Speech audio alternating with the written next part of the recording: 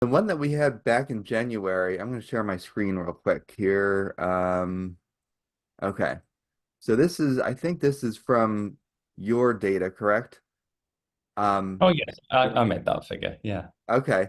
So I believe that the one that we had back in January was a wave two reversal, correct? Wave two split. Is that correct?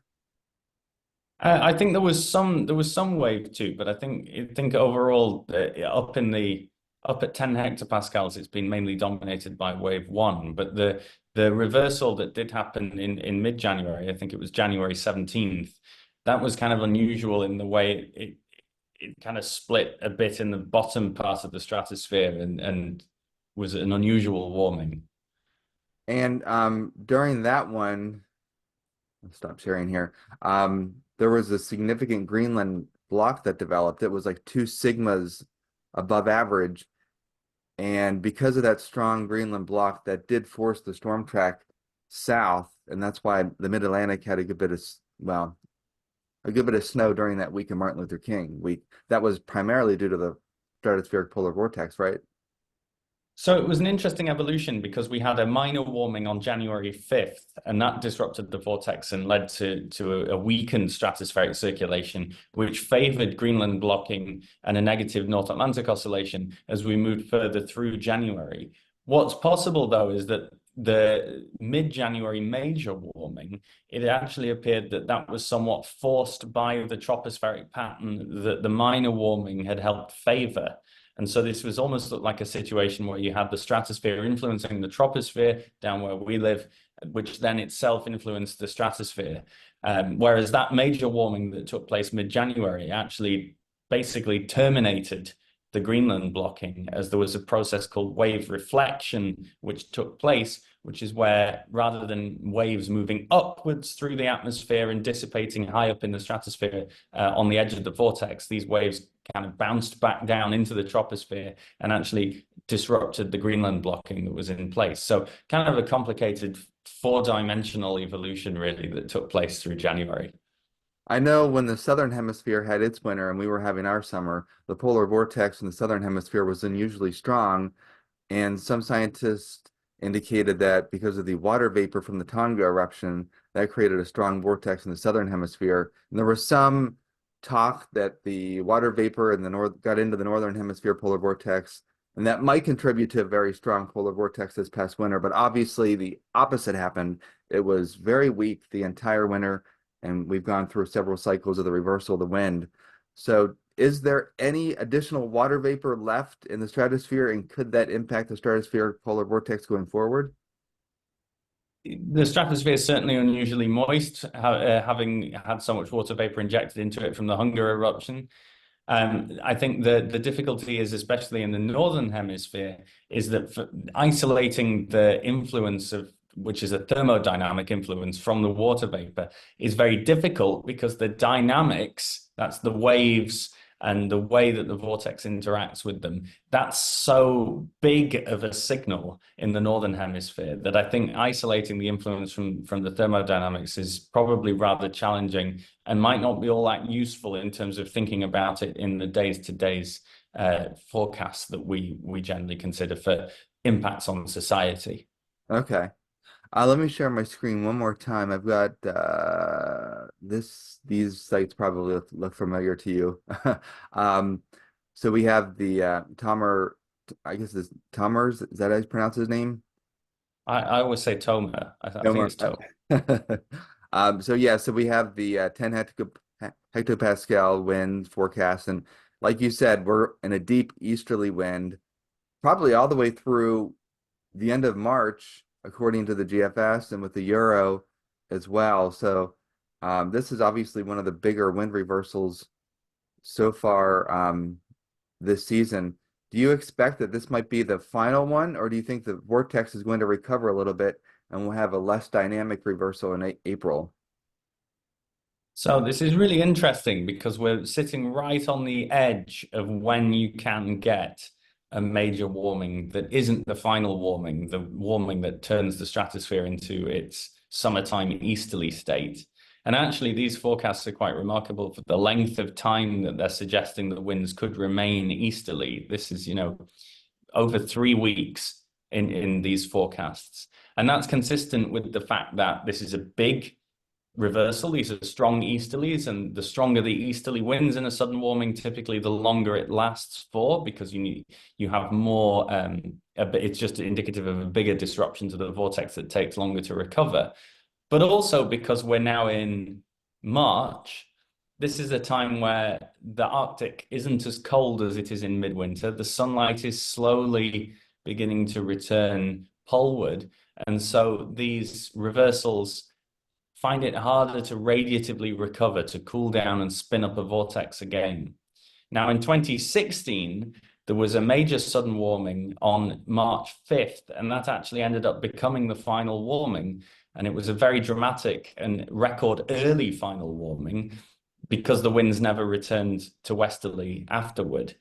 We would need more than 10 consecutive days of westerly winds up at 10 hectopascals and 60 degrees north for this to not qualify as the final warming. I think if I had to place my bets, I think I would say that it doesn't become the final warming because I think there's enough signal from some of the forecasts that the vortex will recover. However, I am somewhat betting based on climatology. This would be a bet for a record early. It would beat the record by 1 day, and so it seems unwise to bet based on not a knowledge of the past. And so perhaps this will be, but that doesn't really have any consequences for what we will see in the next few weeks. Realistically speaking, this is just at this point an academic classification based on sort of the longer several weeks down the line evolution, which wouldn't matter for us anyway because we'd be moving into the spring. Right. So I did look back, and that dynamic warming in early March didn't really impact eastern U.S. weather whatsoever. So, obviously with this particular warming that we're getting, a very significant warming, and we look at, hopefully I can let's see here. Every time I try to, okay, I'm trying to move my tab here. More, let's see.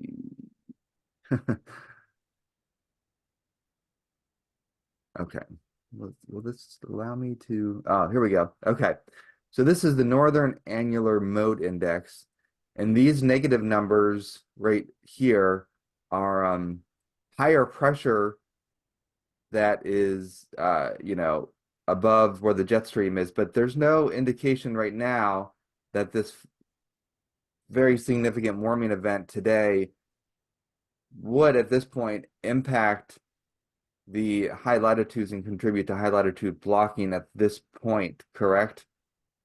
Yeah, certainly within the next couple of weeks, which is what's shown in that forecast there isn't an indication of a strong and immediate coupling. But Yeah. what I would say is that there is the northern annular mode is, at least in that forecast, very strongly negative in the lower stratosphere, around 100 hectopascals or so, just above the troposphere. And that's what you would want in order for a sudden warming to influence the surface. You can kind of see how in some of those previous warmings shown in that figure, how Yeah. aside from that very brief and unusual warming on January 17th, that generally the northern annular mode was never very strongly negative in the lower stratosphere. And so there was no persistent coupling between the two parts of the Earth's atmosphere.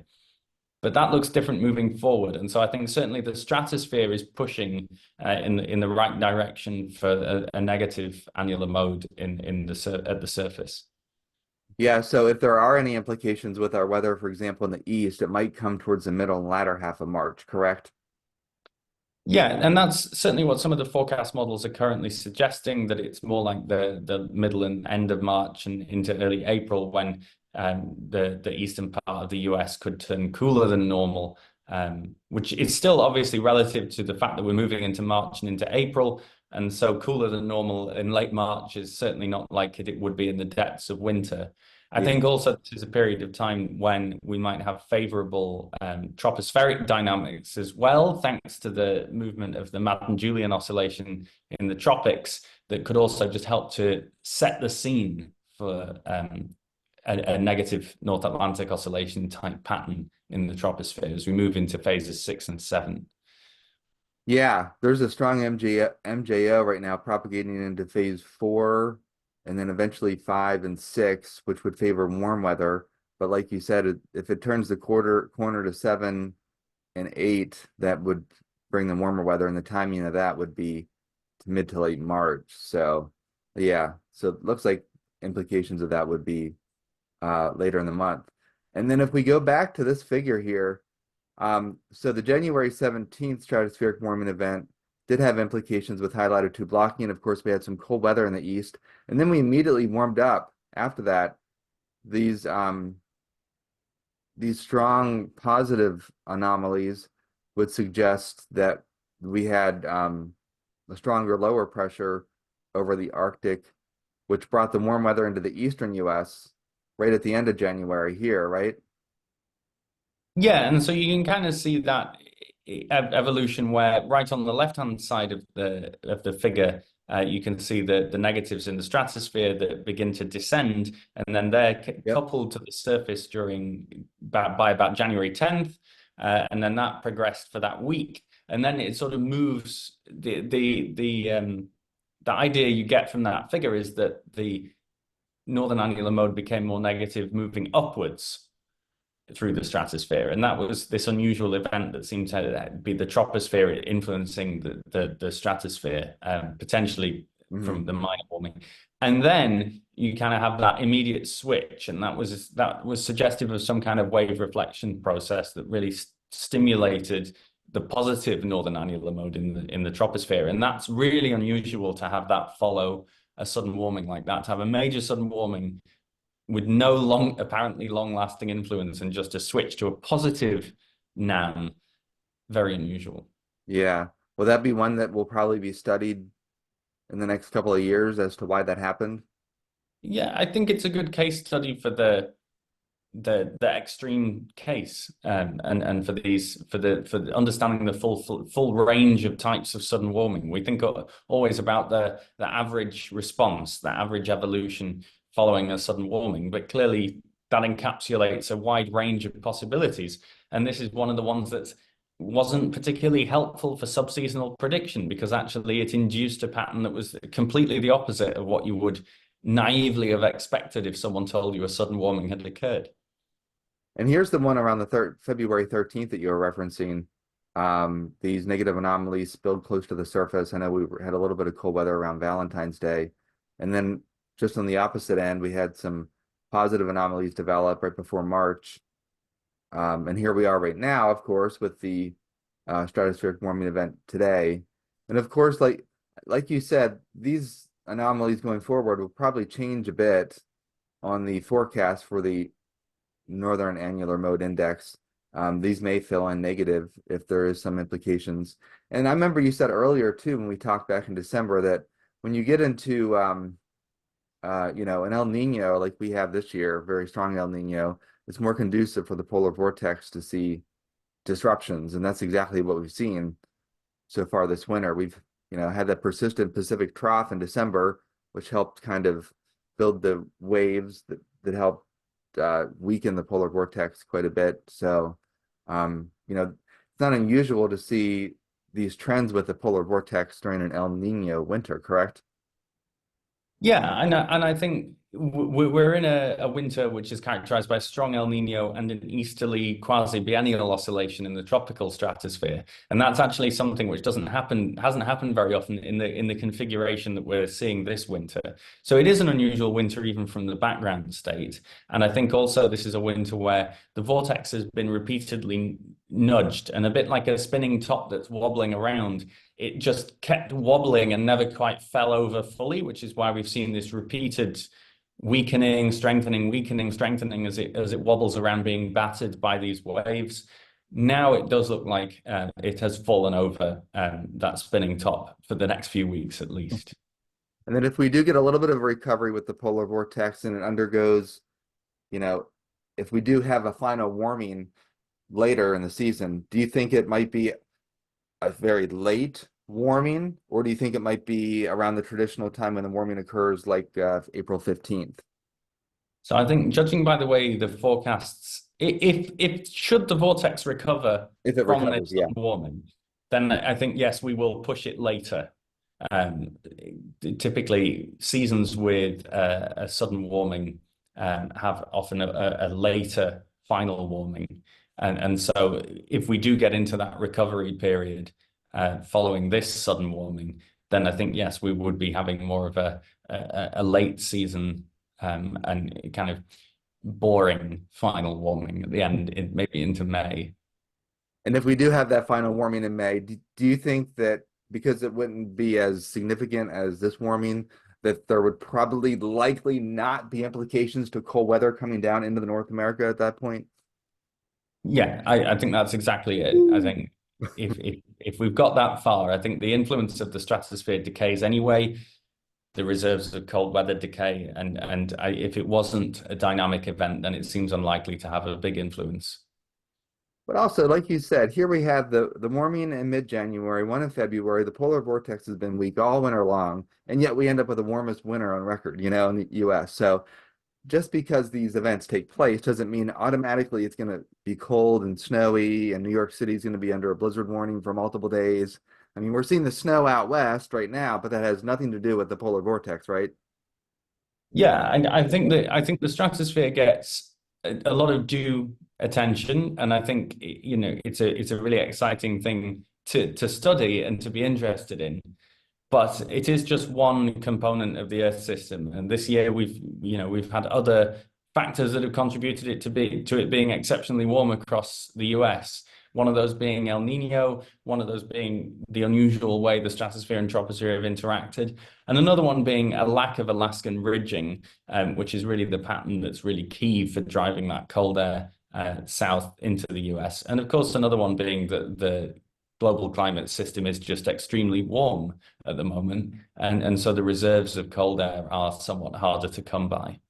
Yeah, it seems like when the models were developing an Alaska Ridge in the longer range during the winter time, it was overcome by the global AAM, which became very positive and kind of brought the Pacific air in. So it seemed like the El Nino state has dominated our weather, even though we've had these implications with the weak polar vortex.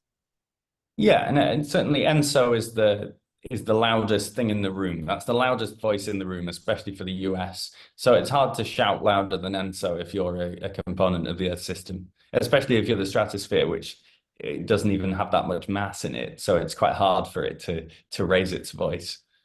All right, so let's talk about next winter. I know the models are showing a strong La Nina developing, but right now we're in the spring predictability barrier where, yeah, there might be a La Nina develop next winter, but who's to say it's going to be a strong La Nina? But even from like a statistical standpoint, to have a winter, um, the past two, okay, so last year we had a midwinter stratospheric warming event, correct? Yeah, in February 23. Yeah, and then we had at least two this winter. So the chance of one happening next winter statistically is pretty unfavorable, correct? And plus, if it's potentially a La Nina winter, it's even less favorable. Yeah, always the gambler's fallacy about predicting the future based on the past. But one would think that the odds wouldn't favor it based on the recent clustering of events and the fact that theoretically, at least in La Nina, it shouldn't be as likely. Certain patterns in the global system should change for next winter. But we've had major sudden warmings in La Nina winters, and we seem to be in an active phase of sudden warmings. In that sudden stratospheric warming frequency always seems to average out to be about the same, about once every other winter. But at the moment, we're in an active period where we seem to be having them almost every winter. In the 1990s, we didn't have them for most of the 1990s. For a period in the 2010s, they were also generally absent. And so we just seem to be in this active phase. Yeah, and of course, everyone remembers the winter of 93. We had the superstorm, the blizzard of 93 in the East Coast. And just to let folks know, that had nothing to do with the polar vortex at the time. That had Quite right. to do with the troposphere and how it was acting, and nothing to do with the big polar vortex dislodging a lot of cold air. But a lot of people would probably say it'd be nice to see a winter where we have consistent cold and we have consistent snow instead of these ups and downs like we've had this winter. But it seems to be the case that it's hard to keep a consistently cold pattern. And I would say that, with the implications of the stratospheric warming event we are having today, and there is obviously that good potential for at least colder than average temperatures towards the end of this month. In the next couple of weeks, all these fruit trees will be budding. So there's guaranteed to be a deep freeze in the east that causes frost damage. It seems like it happens every year. So, like you said, we might not have a big blizzard along the I-95 corridor, which seems pretty unlikely at this point, but at least the dislodging of some colder than average temperatures could potentially be damaging to fruit trees that are developing in this warm pattern that we have in early March. Yeah, and it's a real problem when you swing from these early winter warmth, early spring warmth into this kind of late season cold. But that's one of the reasons why the stratosphere is a useful thing for forecasters, because it does help to give you these 3 to 4 week advanced warning on average of these sorts of conditions, and that's why it gets the attention it does, alongside things like the Madden Julian oscillation. Yeah, so right. So right now we have the stratospheric warming event. We have the strong MJO through all phase 4, 5, 6, 7, and maybe eventually back towards 8 again. So there's going to be some big temperature swings that folks will have to experience going forward for the rest of this month, but not unusual considering the winter that we just had for sure. Absolutely. Anything else that you wanted to add that maybe we haven't touched base on? I think we've covered everything there. It was a good discussion. Thanks. Absolutely, yeah, it was. It's always intriguing to see, the implications of these things. And the site that you have, I follow it every day with the North American regimes, and I even put some of those, I even have saved some of those images from this past winter, especially when we had that cold spell in the middle of January. It was very clear to see that we were 2 sigmas above average for the Greenland high, and we had the snow when the Greenland high was starting to erode a bit. That's when you typically have your bigger snows, is when you get off of the Greenland Yeah. high. Not that we had a big snow by any stretch of the imagination, but it was a bigger snow than we've had in the past couple of years. But it happened when the Greenland block was starting to fade. Yeah. Yeah. Absolutely. So, Um, I'm pleased that you used the site. One thing I was just going to mention was that all the images are still there. So the drop down menu just does the last 10 days, but yeah. actually, if you just change the date in the URL Yeah. for the image, they're still there. Oh, that's good to know. I did not know that. I realized that doesn't say that anywhere on the site. It's just because I don't know how many images I can store before I should delete some. So I didn't kind of want people to rely on it. But you can go back and just change the date up to the point when they started being uploaded. So they are still there. Yeah, I'll show you one I saved earlier because I wasn't sure. Let me see here. PowerPoint. Oh, the one I saved was all the way down on my page here. All right. I think I can share. Where's the Zoom? All right. So share screen. And this would be it. This is the one I shared. So this was back in January when we were like 2.5 sigmas above. And this is where we had the snow. All the snow came when the Greenland block was really fading. Yeah, and that was actually the Greenland, as you see there. So the major sudden warming was on January 17th, Yeah. and so it was happening after the Greenland high, which is the thing we would normally expect to happen after a sudden warming happened before it, and then it didn't come back afterwards, which was what made it kind of unusual. But yeah, you're quite right. It we do tend to see those things as the block erodes. Yeah. And then this was the middle of February. So that was the more recent stratospheric warming event. We were coming off of a little bit of a Greenland high and a little bit of an Alaskan ridge. So as they were fading, we got a little bit of snow from that. It wasn't much, but I just saved those 2 images. So yeah, Very nice. I've been using them on the air. It's been helping me with my forecasting as well. So thank you for having those on the site. Oh, thank you for yeah, no, it's it's wonderful that's why I put them on there. The one figure I need to just add, which I just keep forgetting to do, is I need it to output the script that runs is meant to, but doesn't output what the ensemble mean regime is and just store it. Because what I need is one of those chiclet plots that just shows you how the forecast has been evolving as a function of initialization date and valid date. So you can just compare it without having to necessarily click through and look. And I will add that, but it will take a little while to sort of populate enough data um, Uh, for it to make sense. But that'll come in a month or so if I can remember to do it. and these will be useful during the summer as well. Well, that's what I'm really excited by because we've kind of had these regimes out there in the winter in the past. And I, on my site a few years ago, I used to have an old wintertime classification. But now that we have this year-round thing, we can look into the spring and start thinking about severe convective weather, which is something we've been studying a bit here at Columbia with some colleagues, the relationship between these regimes and severe convective weather in the US. We can then go into the summer and start thinking about things like heat waves and drought. There's a lot to see, and it'll be really good fun to see it in real time. Yeah, I'll have to brush up on what those regimes mean for the summer, but I know there's a link to your paper on the website, correct? There is, and I think I sent you a Yeah. copy. I think generally for the east, Pacific Ridge very is generally very warm because it's under that ridge. I think that's the warmest in the summer. Okay. Which one would be the wettest in the east? That's a good question. I can't I don't know. And I don't think the figure in the paper is actually all that much help because it's a bit too zoomed out to see. Oh, okay. Um, but yeah, I'm just trying to think. It might be. I don't know. Good question. I'll have to get back to you. Okay. So I mean I can read the paper, but is the coolest regime for the east Alaskan Ridge in the summer? Yeah, I think so. Okay, gotcha. And I Yeah. think it would.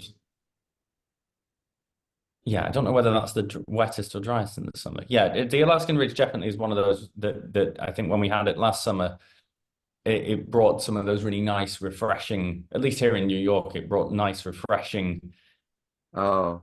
low Okay. humidity because it came through on those northerlies. Uh, Oh, and so I can just manipulate the URL and go back to the summer to see what the regimes were too? not that far. I think the dates are only there from whenever I started the site, so it would have been sometime Okay. this winter. Okay, gotcha. Okay. But I have made I have extended it through 2023 for a separate piece of research I've been doing. So I do have the 2023 regimes. And really last summer was just the thing that characterized it so much was that the July and the August were just dominated by Greenland high. Oh, they were? Yeah. Okay. And Which is partly why the pattern across the US just felt very stagnant. There were 49 days of Greenland high last summer, which is the second highest on record. oh wow. But it didn't 2012 is the record. oh, so back in the summer of 2012 was the record for Greenland Yeah, High. I think and that was 52. So there were 52 days in 2012 that had Greenland High. Yeah, and 49 in 2023. Does that include June, July, and August? Just those Yeah, three? just June, July, August. Yeah. Okay. We had the derecho in 2012, but there's probably no correlation between the Greenland High and the derecho.